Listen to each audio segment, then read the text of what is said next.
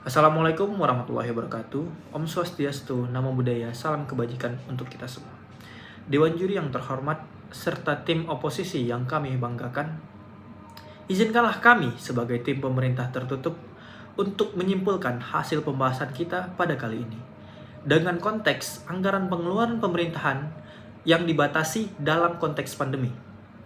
Keterbatasan dana, khususnya pendidikan, harus memiliki penyesuaian terhadap pengeluaran dana yang tersebut.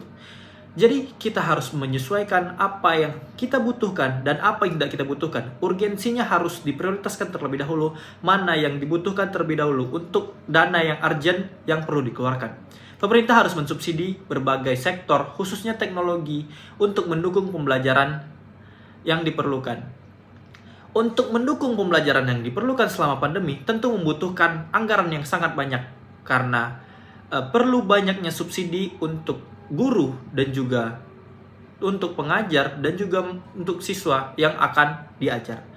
Jadi selama pandemi perlu terlebih dahulu kita prioritaskan yang membutuhkan anggaran di sektor-sektor teknologi. Kenapa? Karena kita juga dibatasi oleh keadaan bahwa kita tidak boleh bertatap muka terlebih dahulu. Jadi untuk efektivitas sistem belajar mengajar tentu kita perlu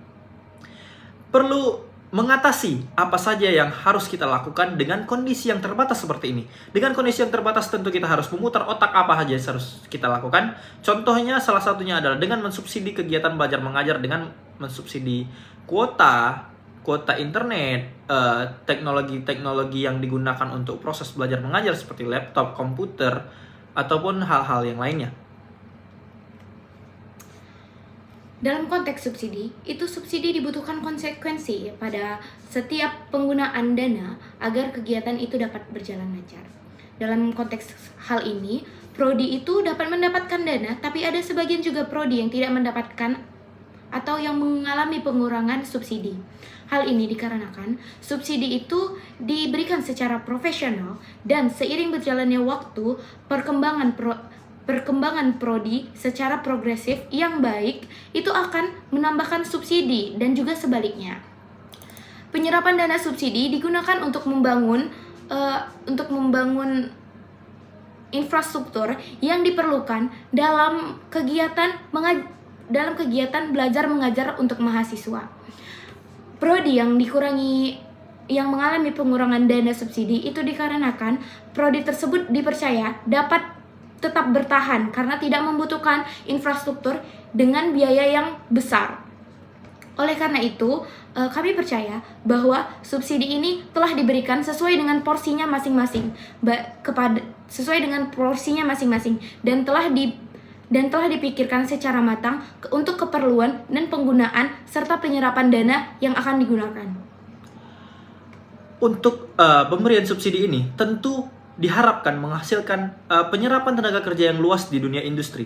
Jadi pemberian subsidi itu kepada subsidi yang diprioritaskan agar menghasilkan SDM yang unggul untuk meningkatkan penyerapan tenaga kerja di industri kedepannya.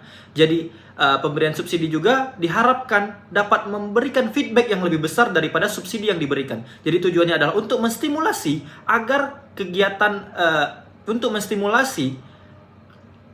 menstimulasi peningkatan SDM agar orang lebih mudah lagi mendapatkan pekerjaan. Jadi dengan pemberian subsidi ini juga pasti dikaji terlebih dahulu mana yang dibutuhkan, mana yang kurang dibutuhkan. Jadi ada subsidi silang, ada pemberian dan ada juga pengurangan. Jadi yang diprioritaskan akan diberi lebih, yang kurang diprioritaskan akan dikurangi. Bukan karena tidak setara, tapi karena porsinya yang berbeda. Jadi porsinya yang didahulukan adalah porsi yang membutuhkan lebih banyak. Jadi kalau yang bisa dikurangi tentu dikurangi terlebih dahulu untuk sementara karena kita dalam kondisi yang sangat terbatas.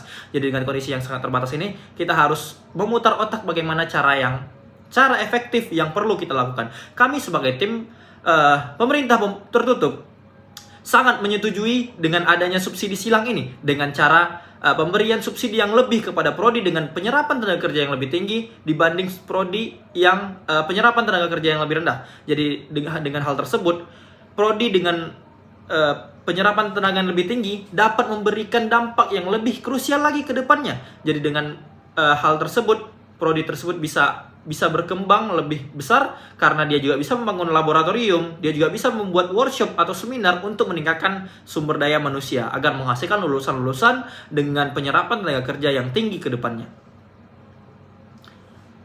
Konklusi. Baiklah, itu saja dari kami. Terima kasih.